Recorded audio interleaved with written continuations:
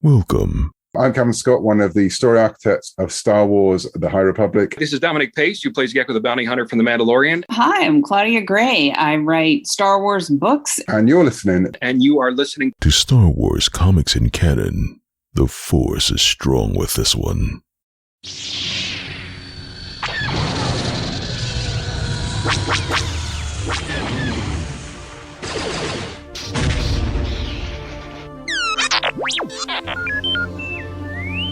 Hello there and welcome to Star Wars Comics in Canon, your guide to the wider Star Wars canon through the comic book lens. And to take you on this journey, I'm your host, Mike Burton.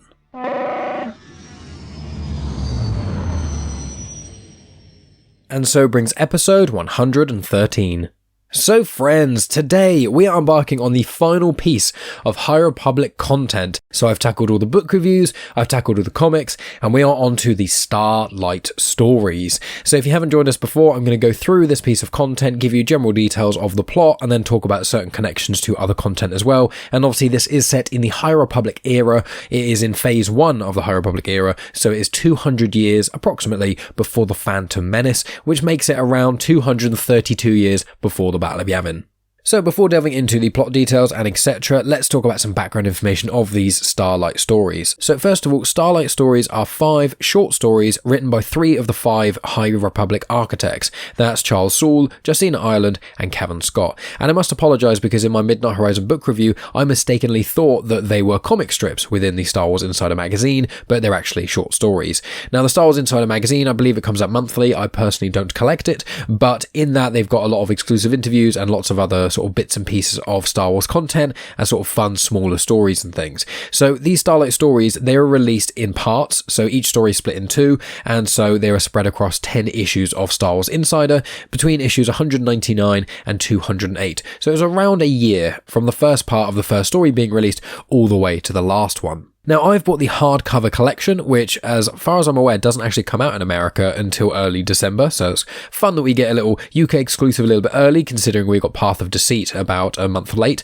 but it's really, really cool. So it's about 96 pages long, it's released by Titan Magazines, and it is Star Wars Insider, Star Wars The High Republic, Starlight Stories. So within there, you've got the first 10 or so pages are interviews, or at least a communal interview with the High Republic authors, just giving some background information of what the High Republic is, how it came about, etc, etc. Then, for the main bulk of the book, you then get the variety of short stories and some accompanying artwork, which is really, really cool. Then, after all the stories, you then get individual interviews with each of the 5 High Republic authors, which is Charles Soule, Cavan Scott, Claudia Gray, Justina Ireland, and Daniel Jose Older. And that just goes into a little bit more depth into certain things that they've released, and it gives a bit more information onto those who may be looking to expand what they're trying to consume in the High Republic, or even just into Star Wars to see what these content creators have made.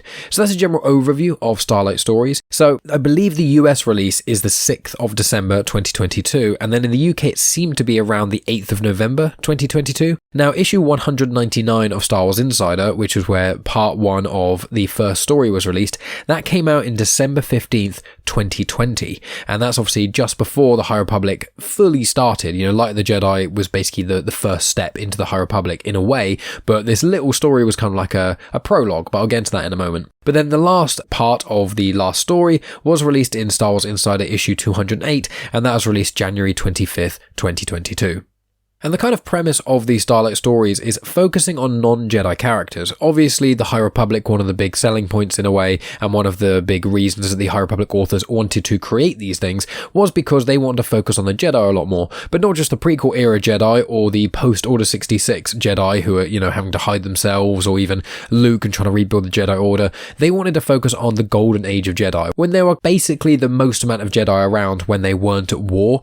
And it's a really, really cool era, the High Republic. I assume yourselves are already aware of the High Republic if you are listening to this podcast, but just as a brief, 200 years before the Phantom Menace, there was no explicit wars going on. The Sith were still, hidden doing all their things in the background, which I believe is going to be explored in the upcoming Disney Plus live action series, The Acolyte. But in addition to that, it was more an age of exploration, where the Republic is trying to strengthen itself and trying to, help a lot of the world who aren't a part of the Republic, that sort of thing. And then there's a new threat that looms, which are called the Nihil, and that's kind of the central antagonists of the High Republic Phase 1. Now, Phase 2 has just kicked off, as I said, with Path of Deceit's come out, Quest for the Hidden City's come out, the comics have started coming in, so we've got, I think, the first 2 issues of the High Republic comics by Cavan Scott, as in the second run of them, because obviously the first run connect to Phase 1, and then there's also a few other comics that are now starting to come out as well. There's mini-series, and Daniel Jose Older's doing a High Republic Adventures stuff again, so it's all starting to flood through. But Phase 2 is actually a prequel, so it's set around 150 years before Phase 1 of the High Republic, so it's nearly 400 years before The Phantom Menace. So I think that's a fairly good overview on what this all is, and before I delve into the first story, I'm just going to read out sort of a description from Starlight Stories, just to give you a better idea of what this will be. So this on the back, this special edition collects 5 two-part short stories first presented in Star Wars Insider magazine, featuring tales by the New York Times bestselling authors Justina Ireland, Cavan Scott and Charles Soule. This deluxe collector's edition also includes in-depth interviews exploring the creative process behind the scenes.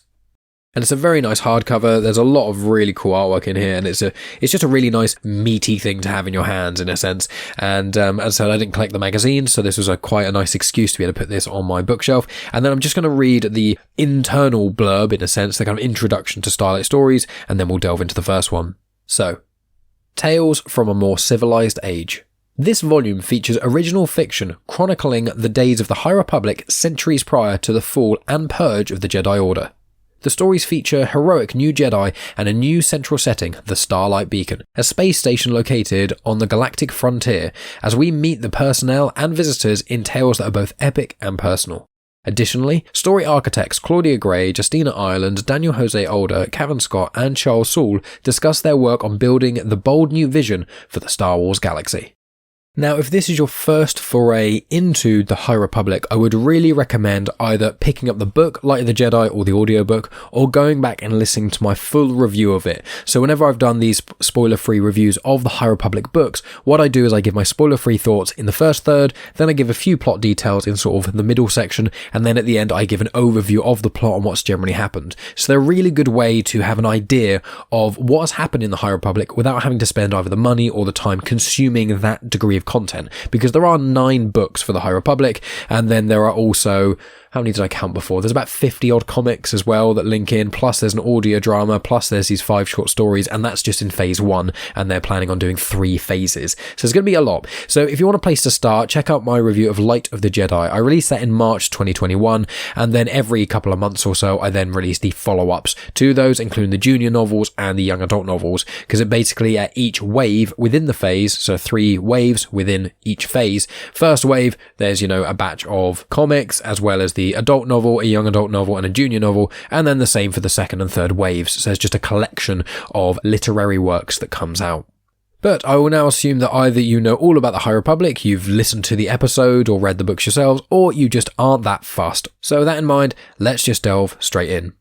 So the first story is something called Go Together. It's written by Charles Soule, and this is the only story in this collection that he has written. It is featuring 2 main characters, which are Joss Adrian and Pika Adrian, their husband and wife, and you actually see them in Light of the Jedi, and then we also see them in The Fallen Star a bit as well. They help the vessel crew in, I believe, The Fallen Star, and there's one moment I specifically remember where Geode, who is one of the greatest characters in all of Star Wars, seemingly flirts with Pika, and Joss gets a little bit jealous of that. So if you remember that little interaction of someone being jealous of Geode, that's who we're referring to. Now, the way Charles Soule has kind of described this is that part 1 of Go Together is sort of like a chapter 0 of Light of the Jedi, a prologue, if you will, and then part 2 is basically like an epilogue of Light of the Jedi. So if you haven't read Light of the Jedi or haven't listened to me talk about Light of the Jedi, it will mean a lot less to you, what I'm about to say, but then the following 4 stories are all interconnected with 2 primary characters, and you don't necessarily have to have read other High Republic content to know who they are. They don't really show up in other stuff that much, but Joss and Pika, or Pika, I think it might be Pika because it's 2 Ks, P-I-K-K-A. Both Joss and Pika, they're both integral characters, especially to Light of the Jedi. But with that in mind, let's just delve straight in. And obviously these are short stories. They only take up about 3 or so pages in this hardcover, which probably equates to about 5 to 10 pages maybe in like a normal size book. So I'm not going to be talking about these very long. These are, as I said, overviews for those who are desperate to consume all canon content, especially that other High Republic, but either can't afford everything, or maybe don't have the time to do so. So obviously, I would always encourage any listeners to always try and support these amazing content creators, and where you can, please try and purchase these things. Regardless of what I do on this show, I always push, please make sure you do support the content creators where you can. So Joss and Pika, so they are married, they're completely in love, and although they are different, their differences really do complement each other. They are both construction project managers. Joss is more of the engineer/mechanic, whereas Pika is more of like systems and IT. So he's more of the hands-on kind of stuff, fixing things, and she's more of the in theory and the actual systems in place that make these mechanical things work. That's in broad strokes who they kind of are. So part 1 of this, they are preparing to leave for a holiday after they've spent so much time working on Starlight, because Starlight Beacon obviously is the central point of Phase 1 of the High Republic, and as Light of the Jedi starts, or I think as Light of the Jedi ends more so, is the dedication ceremony, like the grand opening of Starlight Beacon, and that's where the first issue of the High Republic comic by Cavan Scott, published by Marvel, that's kind of where that starts as well. So that's where the High Republic really kicks off, is sort of Starlight Beacon being prepared to open. So they've been working on it, I think, it's either been several months of intense labour or it's been near enough a year, and so they have this holiday planned and they're really excited to go and whatnot. Pika, however, was just doing some double checking, just some final things before they leave, and she noticed a strange power surge. So she gets Joss and they go to take a look to find out what it is. On the way, they run into a couple of Jedi, which is Buriyaga and Nibasek. Buriyaga is the Wookiee Jedi Padawan and Nibasek is his master, and she very sweetly learned Shriwook just so she can always understand what he's saying. He understands Galactic Basic, but obviously few creatures in the Star Wars galaxy, aside from Wookiees themselves, speak Shriwook, which is one of the languages of the Wookiees. Shriwook, from my understanding, is the most common, but there are other dialects as well. So they had like a bit of an interaction, and Buriyaga kind of noticed that they were somewhat flustered, kind of whispered something to Nib, and Nib basically allowed them to kind of go on their way, because the Jedi are being escorted by like a high up in Starlight Beacon trying to, organize a tour and say everything's all perfect, blah, blah, blah. But Buriyaga noticed that something was a little bit wrong, and so kind of nudged Nib to nudge the main controller person to kind of let Joss and Pika kind of go off and do their own thing, because obviously they didn't want to alert anyone to this thing, especially just before they go on holiday and stuff. So they managed to get through those people and they go to where the surge was, and they managed to find it. There's a little bit back and forth of trying to fix it and things, but they do actually fix it, and everything seems to be fine. But if they had left it and they hadn't noticed this and Pika hadn't done those final checks, it could have been really, really bad. It was kind of like an amount of energy wasn't being diffused or something. There's like this filter-ish thing that was being broken, and therefore the energy was kind of building up in there, and if they hadn't sorted it, it may have even exploded. But they get that all sorted and they head on their way. They go to the transport, which is going to take them either to the holiday destination or then to another dockyard to then be able to take them where they need to go. And then they hear comms come through about the Hetzel disaster, and they want to go and help. So the Hetzel disaster is really what Light of the Jedi starts with. So it's the Great Disaster, it's the emergencies, it's basically a ship that was traveling through hyperspace, got stopped by a Nihil while going faster than light speed, and when the ship tried to outmaneuver things in light speed, it just shredded itself and fell apart, and then huge amounts of this ship, like shrapnel, some are quite small, some are quite big, were then flying across the galaxy going faster than light speed, and if certain pieces of that hit anything, or certain larger pieces hit anything, it could be an extinction level event.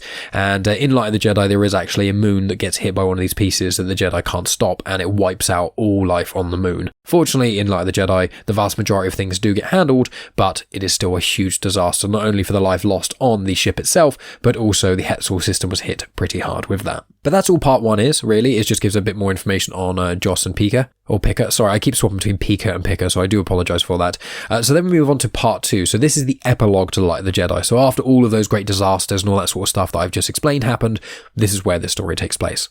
So part 2 of Go Together starts with Joss and Pika being called into a meeting with Chancellor Lina So, Avar Kriss, who is the Marshal of Starlight Beacon, and then also other high-ranking members of the RDC, which is the Republic Defense Coalition. In short, Joss and Pika were asked how they survived the Battle of Kur. The Battle of Kur, it all gets detailed in Light of the Jedi, but basically the Republic suffered very, very high casualties because the Nihil started to use their path technology in the middle of battle. I think the term is battle paths. So the Nihil have access to this very special hyperspace technology where they basically can do immediate hyperspace jumps and things like that that aren't in the standard hyperspace lanes. I'm not going to go into it all here, but if you want more information on that, listen to some of the book reviews I've done on the High Republic, and I do delve into it a lot more there. So obviously Joss and Picca, they were involved in this battle. Neither of them are noted as exceptional pilots or anything like that, but they seemingly survived, and these higher-ups want to know how. It does like a flashback here and there and then goes back and stuff, so you do get to see a little bit of what Joss and Picca were doing in the battle as well as what we get in the book. But in short, they hacked the Republic long beam ship. They managed to essentially free up the thrusters because there was like a computer system that made it, I assume similar to like power steering, that when you turn and you aim to go somewhere, then all the thrusters automatically get adjusted according to that, and they all kind of go in similar directions. Whereas what they did is they hacked it and then made it so you could have manual control of each of the individual thrusters, which then meant it was generally less safe, but also it means you have a lot more control of the ship. So that's what they did. They hacked military equipment, which has been noted to have quite high penalties. After Joss and Picca give their thoughts and things and explain everything, they then get dismissed. They're both a little bit confused, and Joss is quite annoyed. He's like, we literally survived a battle doing things that was a clever maneuver, and it feels like we're kind of being punished for it. But then a little bit later on, when they're in their room and stuff, they are then confronted by one of the higher-ups of the RDC, and basically said how impressed they were of everything they've done. They really appreciate all their service to Starlight Beacon and also to the Republic, not just in the war itself, but also to everything they've done in Starlight, because they've been absolutely essential for it running the way it has been, and at the time that they want to open it and whatnot. So he asked them, do they want to join hunting the Nihil? Because after Light of the Jedi, there's basically they want to start pursuing the Nihil a little bit more, trying to kind of see what's going on. You know, we can't really let this happen again. And then as the first phase of the High Republic goes on more and more, then the Jedi become more and more aggressive in their pursuits of the Nihil. So they get asked if they want to join the Nihil, and they do accept. However, Picca specifically says, I'll only accept after myself and my husband have been on this holiday that we've been so eagerly trying to go on, and then all this stuff sort of happened. And that was accepted. So Joss and Picca then go off to assist with hunting down the Nihil. So that's the end of Go Together, parts 1 and 2 by Charles Soule. Obviously, Charles Soule wrote Light of the Jedi, and he also wrote the 2 comics, Eye of the Storm, which are absolutely excellent. They are probably, I think they're the last parts in all of the High Republic Phase 1, apart from maybe Midnight Horizon. I think both of those are kind of the last bits of content in that phase, timeline-wise. But with that in mind, we move on to the next one. So this is First Duty. So this is by Cavan Scott, and it's about a new-ish character called Velko Jahen, as well as another character called Ghal Tarpfen. Now, Cavan Scott, obviously, he has been writing the High Republic comics published by Marvel, and he also did Monster at Temple Peak, which was the Ty Yorick story. I think you just basically get origin stories and stuff. He also wrote the audio drama, Tempest Runner, and then I also had the absolute privilege of interviewing him on Genuine Chit-Chat. I think I released it on the normal feed of Comics in Motion, but if you're listening on YouTube, then you'll be able to find it there in the High Republic playlist, or just type in Cavan Scott Genuine Chit-Chat and it will come up. Or if you're listening on the podcast app, yeah, just type in Cavan Scott Genuine Chit-Chat. I should just said to put that in no matter where you're listening and it would have come up. But it was episode 158 of Genuine Chit-Chat, so go listen to my conversation with Cavan Scott. It was a really, really fun conversation. It was a privilege to be able to speak to him. So the main character in this, Velko Jahen, is a Soikan. So a Soikan is seen in the High Republic comics number 7 and 8, and then also seen in the High Republic Adventures 11, and then briefly in the Tempest Runner as well, but they haven't been a species that's been front and center, and this character also hasn't been front and center either, even though we have seen her in the bits of content I've just mentioned. And so Soikan, it was first in this actual story. This is the first place we heard of the Soikan species, Soikan, and they also showed up in other places that wasn't specifically Velko Jahen. It was just other members of the same species, appearing in Path of Deceit, Mission to Disaster, and also a non-High Republic bit of content, War of the Bounty Hunters Jabba number 1, which is written by Justina Ireland, so it's unsurprising that that came up. There's also at least 2 different types of Soikans. There are the Gaggies and the Livtacs. They generally seem to be different colours, but both are tall, and then Livtacs typically have silver skin, white hair and blue eyes, and Velko Jahen, she is a Livtac. Now, this story takes place after Light of the Jedi, but just before the Rising Storm, so before the Republic Fair, but after the Great Disaster. And I want to note here that the planet Soika had wars, and Velko is actually a veteran of these wars, and she signs up to the Republic cause as part of an escape sort of, but also try and serve and help the Republic. So she's a veteran. And it seems like the wars actually on Soika, I believe, are actually between the 2 races, the Gaggies and the Livtacs. Maybe it's the Gagies. Gagies? Gagies. So delving into part 1 of First Duty, it is Velko Jahen's first day. She's being rushed about, she's then taken to the medbay and things, and it's all a mess in a sense of like it's so busy and hectic and everything like that because of the great disaster. So many people were injured in either fighting the Nihil or more so just the emergencies of these pieces of shrapnel coming out faster than light speed, hitting stuff, obviously causes a lot of damage and a lot of injuries. Now, when she's being walked around all these places, she's being warned that the injured people may hurt each other because once they start to recover, there are quite a lot of feuds or species that generally don't like each other and things like that. Now, Velko believed that she was going to be helping the head of Republic operations this whole time, who's called Rodor Keen. But instead of being alongside Rodor Keen, Velko is assigned to the Chief of Security, who is Ghal Tarpfen. So Ghal Tarpfen is a female Mon Calamari. So Mon Calamari is Admiral Akbar. He's a Mon Calamari. In a derogatory term, fish people. They're from the planet Mon Cala. And if you want to find out all about the Mon Calamari wars with the Quarren and all kinds of other stuff, it details it kind of sparked in the Clone Wars. I believe it's the start of season 3, I think, of the Water War. That's where it all kind of starts. And then it does get continued in the 2015 run of Star Wars comics. And it also, as in Star Wars the main run, and then it is also further tackled in the Darth Vader comics in 2017 by Charles Soule. But yeah, so you've got a Soikan and you've also got a Mon Calamari who are now working together. Velko then meets Astala Maru, who is an individual in the High Republic era. He is kind of like one of the operations people for Starlight Beacon, but he is the kind of Jedi side of it, because for a lot of the job roles on Starlight Beacon, they've got one Republic representative and one Jedi representative, because Starlight is meant to be the marrying of the Jedi and the Republic together. So Maru, he is a very good friend of Avar Kriss, and he is in, I think, all the books, or at least all the 3 main adult books, and he does feature in the comics as well. He's a really, really cool character. I really like Astala. But yeah, so Velko meets him, and then she is told to guard this ambassador of a planet called Ryon. Now, this ambassador seems to be quite racist against a species called the Hassarians, who have a feud with the Skembo. So the Skembo is a species that this ambassador is, but I can't find mention of Skembo anywhere else. So, I just know they have long tongues and are quite short and stumpy. But the Hassarians, they are in this, and they're also in a single Legends book, and then they also appear in Tales from the Rancor Pit, which is, unsurprisingly, Cavan anthology horror story coming out quite soon. But they seem to be somewhat like little rabbit-like beings. I say little, they kind of are rabbit-like beings in a sense, but they're not the same as Lepi. But there isn't very much about them, so it's just these short, stumpy, long-tongued beings who don't like these furry, slightly taller, rabbit-like beings. That's in essence what this is. But this ambassador, he is very racist. He is against the Hassarians completely. He doesn't trust them, and he is demanding that he has a guard inside his room at all times to prevent anyone getting to him and attacking him. Then outside of the room, a patient has grabbed a doctor and a nurse, and it's getting quite aggressive because this species is quite large, and Velko manages to step in and save them. Now, the 2 people affected, one of them is just a nurse who I can't find anywhere else really, but the other one is Dr. Genole.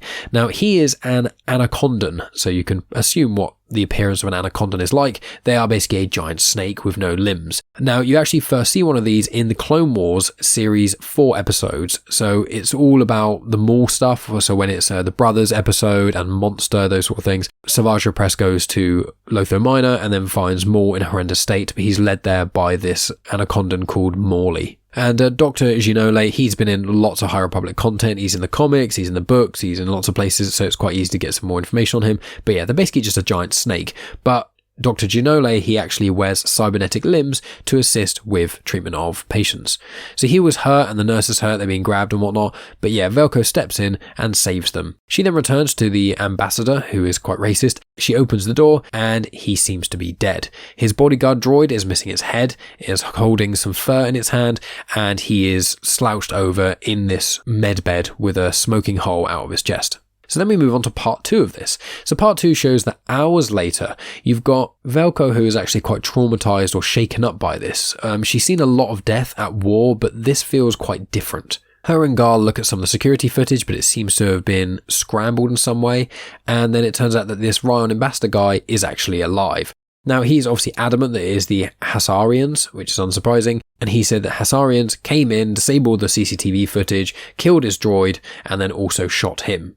So some of the Jedi go off to try and work out who his assailant may be. I think Avar Kriss goes to try and speak to two wounded Hassarians, and Maru just mentions kind of in passing, when it's just him and Velko Jahen left, that evidence room 3 might have the droid's body in there, and maybe the droid will give you a bit more insight into what's happened. Maybe the droid saw something.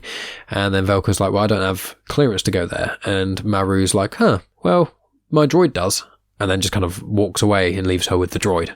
So after a bit of investigation, and there's a lot of internal thoughts for Velko Jahen, she's actually become a really, really good character, like someone who I barely even knew the name of, and after all these stories I'm really invested in. But she goes to this droid and inspects it, and then she comes to certain conclusions and then takes them to the Jedi and the Republic security officers, and then they go and confront this guy. I realize I keep not mentioning this ambassador's name, but his name is Ceeril. Ceeril. Now, he basically faked his own assassination attempt in a way to try and frame the Hassarians just due to his raging racism. So he had a remote explosive to detonate inside the head of his droid. He obviously got some fur, which assumedly was Hassarian fur, and put that into the droid's hand. And then he also shot himself with his blaster, but he reduced the energy output so the wound would be very painful but not fatal. When he got found out about this, he tries to stick his long tongue out to grab Ghal Tarpfen's blaster, but Ghal grabs his tongue and then holds him in place. And then, shortly after that, he gets taken to the detention centre, where he'll be further questioned and then probably returned to his people. But that is First Duty. And as I said, obviously I'm just giving yourselves the overviews of these stories, but they're really good. I was really surprised how much I've been enjoying these. So we move on to the third short story. This is Hidden Danger. It's written by Justina Ireland, once again 2 parts as all of these stories, and Velko Jahen, as I said, for the rest of these stories, is one of the main characters in it. So something really bad happened, and then we get a flashback to a day previous. Velko is getting more used to Starlight Beacon, doing tasks and things. She seems to have been there for a few weeks, from what I can gather, maybe a month or so. But people are now a lot more accommodating and stuff. And then also when she has to do tasks and walking around and people ask her 100 questions, she knows how to say what, or when there are appropriate times to say no, give explanations, that sort of thing. She's really finding her footing a lot more. She then has an encounter with Avon Starros, one of my favourite characters in the High Republic era. I mean, as I say, I always say that about characters because I love them. But Avon Starros, she first appeared in the Justina Ireland junior novel, A Test of Courage, and then she reappears in Mission to Disaster. I think there might be a mention of her somewhere else, but she is basically like a child genius. She's incredibly academic, incredibly intelligent for her age. I believe she's around 12 at the time of A Test of Courage. So in this story, she's somewhere between 12 and 13. Now, she is carrying, or is really under, a couple of pots of this plant that looks quite odd. It has some interesting vines to it, which Velko looks at and notes that it looks a little bit like the Drengir. Now, the Drengir are these living plants that basically eat flesh and eat meat, and they are pretty terrifying. They are one of the central antagonists of the High Republic comics by Cavan and published by Marvel. And so if you want to find out more about them, please go check out those episodes on that. I believe I tackled the first batch of comics around episode 84 of Star Wars Comics in Canon, so go check that out, or check out the High Republic playlist, or just type in the High Republic Comics in Motion and it should come up in the podcast players. But after that little interaction with Avon, she then parts ways and goes off with her day. Then it goes to a day later, so just after this bad occurrence thing is kind of going on. What's going to happen is the Galactic Agricultural Alliance annual meeting is going to be held at Starlight Beacon. So Velko is there trying to greet all the scientists and whatnot, but then talks to Ghal Tarpfen. It seems that a droid has spotted some aggression between 2 people, an Ithorian and an Amani. Ghal and Velko go and investigate, and without really much consideration, Ghal just stuns both of them by shooting at them, as in shoots them with the blaster but on the stun setting, so both get KO'd. Velko isn't overly happy with this, feels like that, probably acted a bit too quickly without trying to control the situation a bit more and try and calm people down. And a nearby professor also actually noticed and was also displeased by her colleagues being stunned. Velko quietly agrees to this but doesn't try and undermine her superior. These 2 men were actually like best friends. They've never shown any sign of being aggressive or anything like that. It's really come out of the blue, and the fact they were fighting with each other is even more bizarre. And then before they can think any further on the sort of what to do next, Maru comms to them and says that there's a riot happening at the dining area. It's an emergency. All Jedi and all security have to attend as soon as possible. So as you can see, all of these part 1s seem to end on a cliffhanger to make sure someone picks up the next issue of Star Wars Insider. And if I was collecting issues of Star Wars Insider, this would definitely have made me pick up the next issue. So part 2 of Hidden Danger starts with Ghal and Velko heading towards this riot.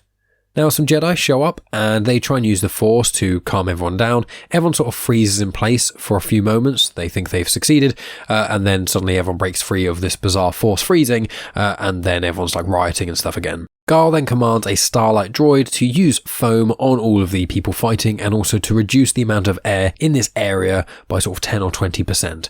Then the foam stops them all kind of moving as much, and then with the reduced amount of air, they then just slowly start to pass out. Shortly after that, Dr. Ginole then checks on them, and it seems that there's no abnormalities in any of their blood, so it doesn't seem like they've been poisoned necessarily or anything like that. Velko then talks to the two brawlers from part 1 and then tries to work out what the connecting dots could have been between the riot in the dining hall and these two people who fought prior, and then she thinks about the plants that she saw in Avon Staros.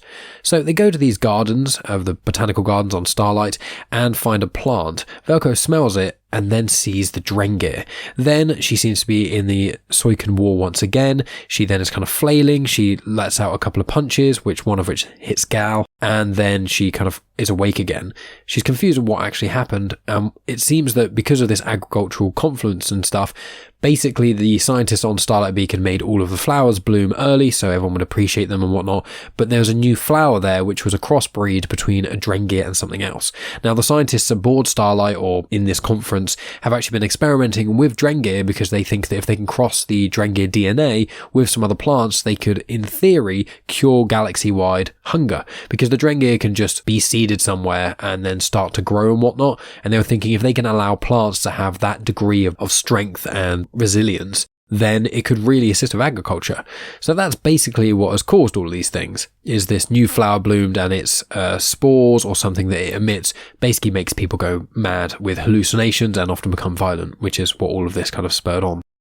So that's really where that story ends, but there is just a little line of dialogue which one of the scientists says that the Drengir could never ever plant themselves. It's just not a possibility. So someone must have been there to plant them, which is a question thread that I'm sure when this came out was a very big question, but if you've read Race to Crashpoint Tower, or I think it may be mentioned in The Rising Storm, basically the Nihil are the reason that the Drengir spread throughout the galaxy so much. The Nihil were like planting them and things and using them as a distraction from the Jedi while the Nihil planned in the background. Further kudos to Marchion Ro, who is the main antagonist and the eye of the Nihil, who orchestrated this whole thing. But with that in mind, let's move on to the penultimate story. So this is called Past Mistakes. It is again written by Cavan Scott and is after The Rising Storm, but it is before The Fallen Star. So it starts with Velko being tired. It's been a really, really busy few days, and then there's a little bit of conflict between the Trandoshan Jedi Master Skier and a gentleman named Vane. Essentially, Vane is trying to sell some small plastic statuettes of famous Jedi, including Avar Kriss, but Skier is refusing and telling him to leave as it's just not the place for it. They shouldn't be selling those things, etc., etc. And if obviously anyone knows anything about the Jedi, they wouldn't sell souvenir toys of themselves, which is quite an entertaining thought in universe as people trying to sell Star Wars figurines. But this gentleman called Vane, he was a casual lover of Velko's back in the days of the war. He fought on the same side as she did in the Soikan Wars, but he was a mercenary instead, or he liked to call himself a soldier of fortune, but he is quickly corrected to mercenary. So they clearly have a past, and Velko has somewhat of a soft spot for him. So after Velko manages to kind of calm Skier down and separate the two of them, she then goes out for a drink with Vane, and she says that she feels more relaxed in herself, sort of an internal monologue, and that obviously being in such a stressful environment, it's nice to have a breather and just not really have to worry about your job or anything like that, where you can kind of just reminisce with someone. They then keep talking and whatnot, and eventually Vane is surprised to hear about Velko's job, considering what she was like in the war and stuff. And then he seemed to have some sort of headache. He's like holding onto his head. He's got these new tattoos over his head and things like that, but he's kind of holding them. And then once it kind of subdues a little bit, she catches him checking out another woman by the bar. This seemed to bother Velko quite a lot, so she kind of had a go at him, said that she revokes his docking permit and whatnot, and then she storms off. And he's just kind of left there like, what just happened?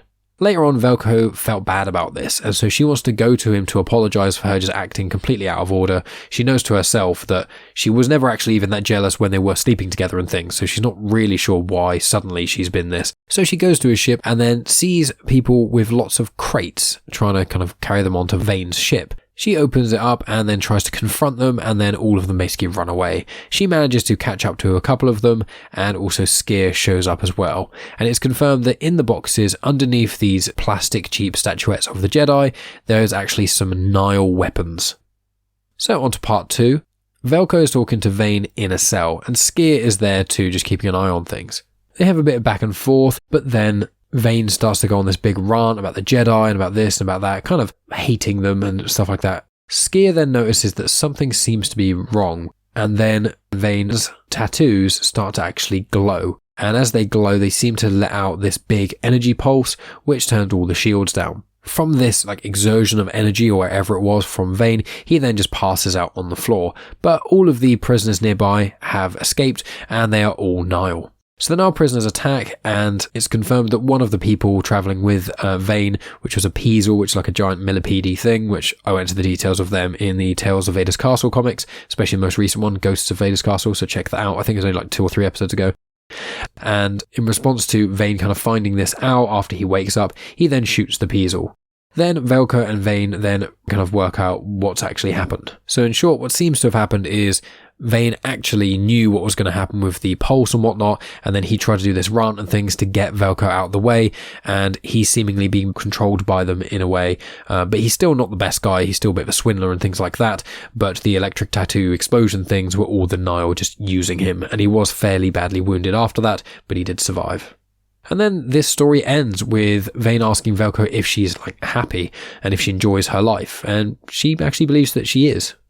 But yeah, so that is Past Mistakes. So move on to the final short story in this collection, and this is Shadows Remain. It's again written by Justina Ireland, and it obviously features Ghal Tarpfen and Velko Jahen, and it is very close to when The Fallen Star starts, the book itself.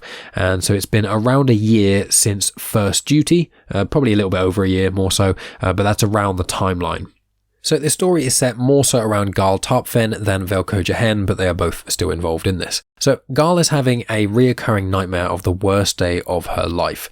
And that is when she was in a relationship with someone who she was completely in love with, and they basically broke her heart, threw her to one side because they became king of Mon Cala, and when they did that, they decided to take up a new wife.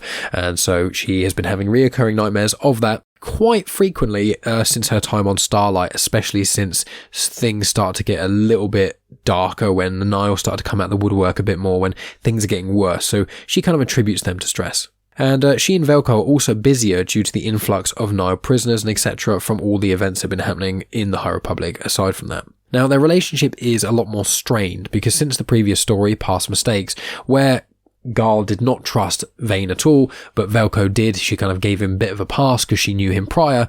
That has caused relationship strain because Velko essentially let herself be biased in her investigations, which shouldn't be when you're a member of security. So they're not quite as friendly as they were, but they were never really friends, but they were somewhat acquaintances and things. But they notice that there's a camera error, but it's really close to the night cycle, almost everyone is sleeping and things, and they're both really shattered. So they think they'll look into it further later. So Velko says to Ghal, you can go have a nap and things, I can just stay here. So Ghal goes away, has a nap. You get some quite interesting stuff about the Mon Calamari, the way they sleep. They use obviously a lot of water because they are aquatic beings and whatnot, so it's quite cool to hear about that.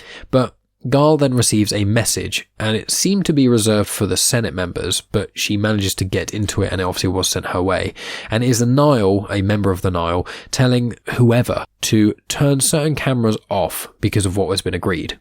And then Ghal notes that she'd actually been receiving these strange hollows relating to her past and Mon Cala, the current king, which is Shenrik, which is her ex-lover, and it's getting a bit weird and a bit peculiar, but they seemingly weren't that related, but as time's going on, they're becoming more and more entwined. And while this is happening, Gira Staros, which is Avon Staros' mother, then is sending in constant complaints to the security force, basically saying, we need this, we need that, whatever. And so Ghal goes to check on Staros' chamber. So Ghal gets there, and the door is somewhat ajar, so Ghal steps in and sees someone KO'd on the floor. Then Staros turns and talks to Ghal and says that she should have done what she was told, and then Ghal is KO'd from behind by an unknown assailant. So we move on to the final part of the last story in this collection. So 3 days have passed since part 1 of Shadows Remain, and Starlight Beacon have taken to help to Dalna, and they were towed and things. You get that information in the Fallen Star and also in the High Republic books, so we're right at the cusp of everything happening in the Fallen Star. Ghal has still been missing for these 3 days, and evidence would point to her colluding with the Nihil, but Velko is unsure. Velko thinks back to all of her interactions with Ghal, and although they didn't get along with friends, Ghal is someone that Velko trusted with her life and really did believe them to be on the same side. So Velko wants to investigate further. So goes and shows what is Ghal doing. So Ghal is on a Nihil ship in restraints, but it seems like she's only restrained by her arms and her legs are free. When an Aqualish comes in after she makes a bit of noise, and then she demands to have some water, or rather she pretends that she's like dying because she hasn't had proper water in a couple days, which isn't strictly speaking untrue, but she over-exaggerates how she's feeling about it because she could last a lot longer. Once the Aqualish comes back, she then uses her legs to basically knock them to the ground and KO them, and then manages to put them in the restraints that she was in because this Aqualish had the key, and so she manages to get out. Now, an Aqualish you would have seen before. They're in Star Wars Episode 4 A New Hope, in the cantina scene when Luke gets approached by two ne'er-do-wells. One of them saying, he doesn't like you, I don't like you, that kind of thing. The guy saying that is Dr. Cornelius Evazan, but his accomplice is Ponda Baba, and so he's an Aqualish. Aqualish do come in a variety of ways. I think some of them have 2 eyes, some have 4 or more eyes, some have 2 arms, some have 4 arms. They're sort of subspecies, but they all have common traits, especially the way their head and sort of chin things kind of look.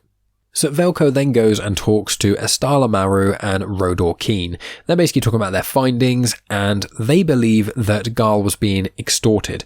As a combination of her acting potentially a bit stranger over the sort of her final weeks at Starlight, her obvious disappearance, as well as a lot of these strange messages she seems to be receiving, which don't really seem to make a lot of sense, but they all have that common thread among them. And in addition to that, the place in which she was attacked by Gira Staros, or their accomplice, in Staros' chambers, which is where that person on the floor was KO'd, it turns out that KO'd person was a high-ranking senator, and the video footage of that place as well was also deleted under Ghal's name, so using her sign-in. So it all seems to be pointing towards her, but the 3 of them still aren't really sure if Ghal is actually a Nihil colluder. Back to Ghal, she manages to get into the cockpit of the Nihil ship that she is on, and she KOs the pilot who is there, who is a Shagrian. So Shagrian, they are blue-skinned individuals, they're humanoid, they have head tendrils, and the most famous one you would have seen is probably Maz Amedda. That is one of the right-hand men of Palpatine. In Attack of the Clones and in Revenge of the Sith, Maz Amedda is seen next to Palpatine numerous times. I believe Maz Amedda is actually seen next to Chancellor Valorum in The Phantom Menace as well. But yeah, blue-skinned, has like horns at the top that are slightly folded, and then tendrils that kind of come round the side of their head, past their shoulders, into their chest sort of area. So you would have seen Maz Amedda in those prequel movies. Now, Ghal, after taking control of the ship and then locking the Shagrian and the Aqualish, who are both currently unconscious, outside of the cockpit, Ghal realises that she can't actually fly the ship. She's not really much of a pilot anyway, but the Nihil ship, nothing looks familiar. She tries pressing loads of buttons, pulling things, and nothing really seems to do anything. So she just kind of is a little bit stuck. She decides to send out a message to anyone who's listening, just a big wide message, hoping it will get to Starlight or somewhere nearby and it will get passed on. And in the message she confirms what the Nihil are doing, that the Nihil have got people in the Senate, that Gira Staros and also Jenny Watero, who is the aide to one of the other senators, as well as potentially other individuals, have already been compromised by the Nihil. She says she's probably going to die where she is, but she just wants to let people know that. Then some ships approach the ship that she's on, and one of the other Nihil has woken up and calls through the cockpit and says, you need to do something about this because they're going to start firing on us soon because they're going to be Nihil, and if we don't respond to them, they're going to have a problem with that. Ghal then specifically doesn't respond to the comms, and then the ship gets fired upon. She smiles to herself for the first time in a very long time, and then just sits back on the chair singing herself a lullaby that her mother used to sing her when she was a tiny Mon Calamari, and she notes that this was a better death than she could have ever hoped for. And then the final parts of this story show that part of the message gets to Starlight Beacon, specifically to Maru. So Velko is shown the message, but a lot of the message you can't actually hear. You can only hear keywords basically saying, Nihil kidnapped me, things going wrong, not going to make it back, that sort of thing. They don't actually get to hear that Gira Staros or Jenny Watero were involved in the Nihil in any way. Velko then has some time to herself, thinking that she's sad that Ghal was gone because Ghal was such an ally, and Velko wants justice for her friend, and she will guard Starlight Beacon with her life to ensure that this can't happen again. And that, my friends, is where Shadows Remain ends, and that means we are at the end of Starlight Stories. So I hope you enjoyed that. They all kind of interconnect a lot with the books, and I'm in two minds about it because part of me thinks I really enjoyed reading them after consuming all the High Republic content, but then there's that other part of me that thought, would it have been cool to read those alongside when the books were coming out to really tie into stuff I was consuming, but I'm not going to buy all of the issues of Star Wars Insider going forward just for the chance to read a few short stories in the High Republic, because hopefully they'll do this again for Phase 2 in a year or two's time, probably in 2 years' time. Maybe they'll release the next batch of short stories and we'll be doing this all over again. But yeah, that is the end of the bulk of the episode, my friends. Thank you so much for listening as always. And so now I get to tell you what's coming up and things. Well, make sure you check out the Andor discussion shows that myself, Jack, and a couple of others have been doing on the feed of Comics in Motion that I've also been uploading to the YouTube channel of mine, Genuine Chit-Chat. So you can watch some video versions of those, or you can just listen to them. And they're really, really cool conversations. If you want to hear a bit more of a deep dive on the Andor episodes, they are generally released on Fridays. So you get a couple of days to watch Andor and then get to hear our thoughts on those. So make sure you check those out. There's also loads of weekly discussion shows on the feed of Comics in Motion. There was a She-Hulk one recently, and then next year I know there are plenty more planned for the variety of Star Wars shows that are coming out, as well as many of the Marvel Plus shows that are coming out as well. So it's going to be a really, really fun year for those discussion shows. And then what am I doing? Well, obviously on Genuine Chit-Chat, there's loads of stuff going on. Please go over and subscribe to Genuine Chit-Chat on your preferred podcast player, and also subscribe to the YouTube channel as well, so you get lots of, obviously, video versions of my conversations. And all the conversations and every episode of Star Wars Comics in Canon are all there and all in playlists. So if you want to get into the wider realm of Star Wars Comics in Canon, you want to find out more about Star Wars comics and things, you can just cherry pick stuff that you want to hear. I've put it into like Age of and character bios playlist, so you can just hear loads of information about characters you like, or you can check out every episode about Darth Vader or Dr. Aphra, or every episode in the main run of Star Wars, all the High Republic content, loads of different things. YouTube is a really good way to check out the playlist to kind of sift through some of the episodes that I have done, or you're welcome to contact me on social media at Genuine Chit-Chat, and you can just literally say to me, hey Mike, what episodes are all about Vader? And then I would probably go to the YouTube playlist and then just write that out to you. Or if it was a question I didn't immediately know the answer to, then I would look into that and give you some information on that.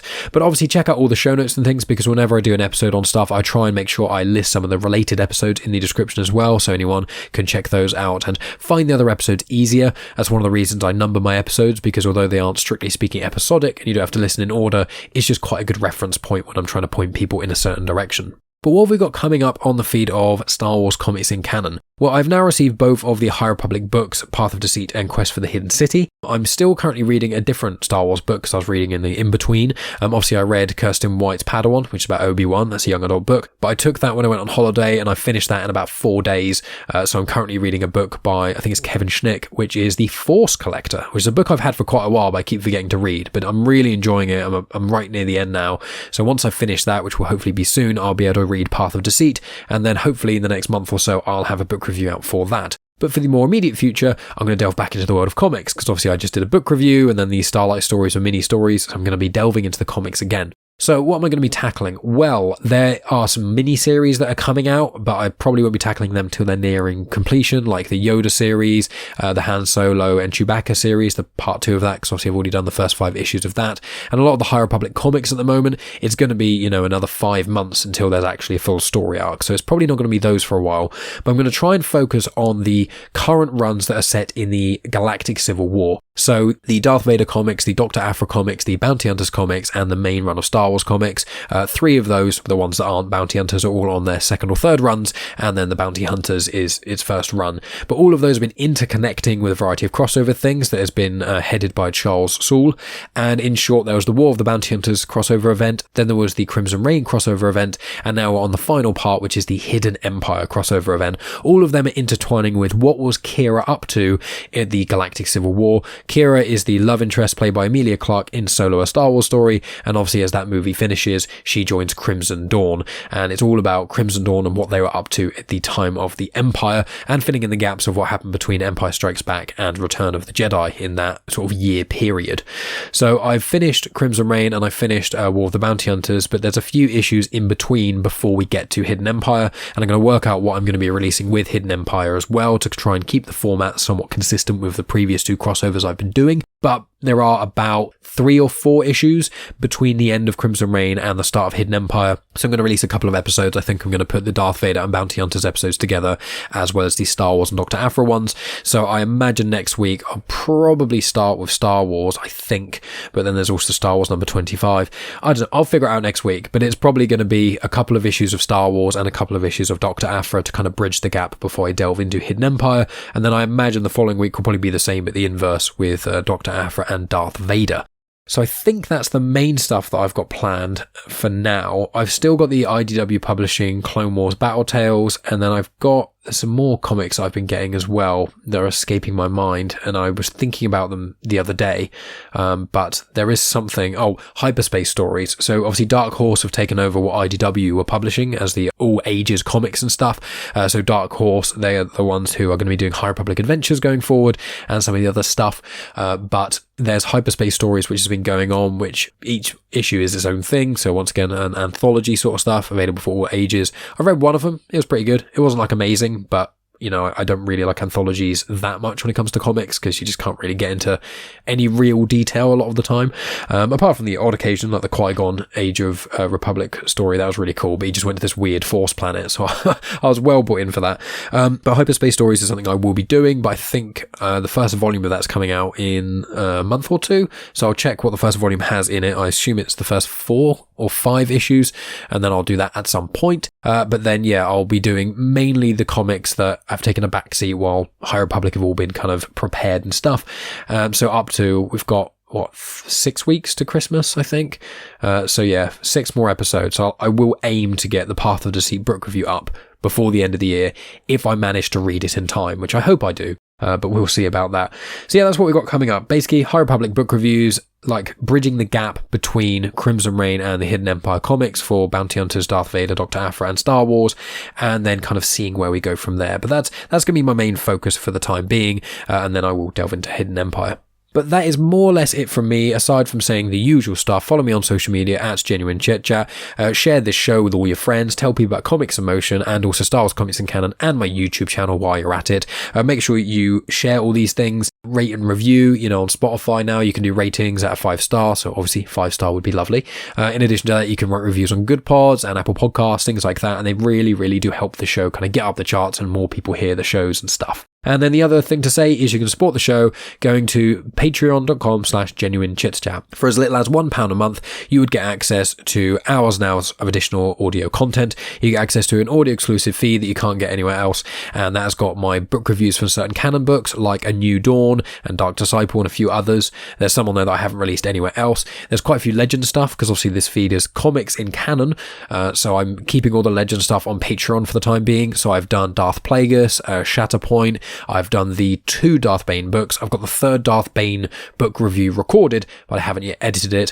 And then I've also got loads of other stuff on there that's non-Star Wars related. The main thing is myself and Megan. We release a movie or TV review every week, often 2 a week, of our thoughts. We've just recorded our thoughts on Black Panther Wakanda Forever, so I'm going to be releasing that very soon. And obviously in October we did spooky season, so we were doing like every 2 or 3 days we were doing a horror film. So we did the 5 Scream movies, we did Hocus Pocus, we did The Fly, we did The Others, we did A Quiet Place, loads of fun things there. So please, if you want to support this show, as in Star Wars Comics in Canon, as well as the show Genuine Chit-Chat, and you want to get additional content from myself, some Star Wars, some non-Star Wars, please consider going to patreon.com/genuinechitchat. It means the absolute world to me. But my friends, that is enough from me. Thank you so much for listening. As always, I'll speak to yourselves next week, likely with those in-betweeny comics before we delve into the Hidden Empire crossover event. And as always, thanks for listening, and may the Force be with you.